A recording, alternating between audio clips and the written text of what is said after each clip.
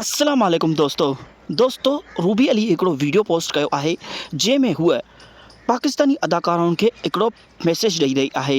दोस्तों रूबी अली जो चवण जो मक़सदु इहो आहे त पाकिस्तानी अदाकाराऊं सॼो साल रक़्स कंदियूं आहिनि ऐं जॾहिं रमज़ान ईंदो आहे त हू तब्दील थी वेंदियूं आहिनि ऐं दीनियूं ॻाल्हियूं कंदियूं आहिनि।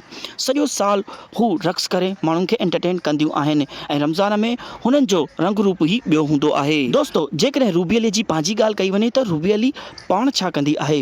दोस्तों रूबी अली सॼो साल पाण बि त इहो ई कमु कंदी आहे। दोस्तों इरशाद जागीरानी सां ही छा कमु कंदी आहे इहो त सभिनी खे ख़बर आहे ऐं जॾहिं रमज़ान ईंदो आहे त इरशाद जागीरानी बि रमज़ान ट्रांसमिशन कंदो आहे ऐं जंहिंमें हीअ पाण ख़ुदि बि ईंदी आहे। दोस्तों रूबी अली जेकॾहिं इहो पैगाम ॿियनि खे ॾियण जे बदिरां पंहिंजो पाण इन ॻाल्हि ते अमल करे त हूअ हिकु सुठी अदाकारा थी सघे थी।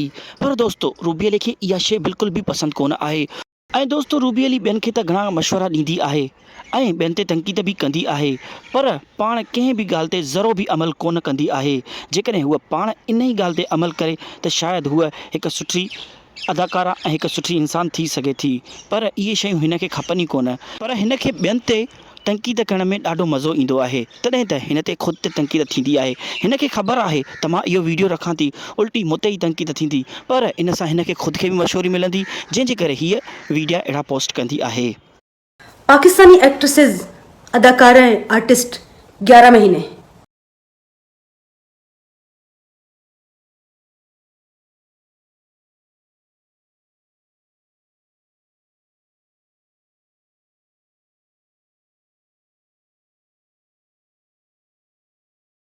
और फिर रमज़ान के महीने में माहे रमज़ान हम इसमें आपको सिखाएंगे इस्लाम। आप हमारे साथ बने रहिएगा इस खुसूसी ट्रांसमिशन में। मेरा नाम है रूबी अली और मैं आपको सिखाऊंगी इस्लाम। माफ़ करो भैया, मैं माफ़ करो।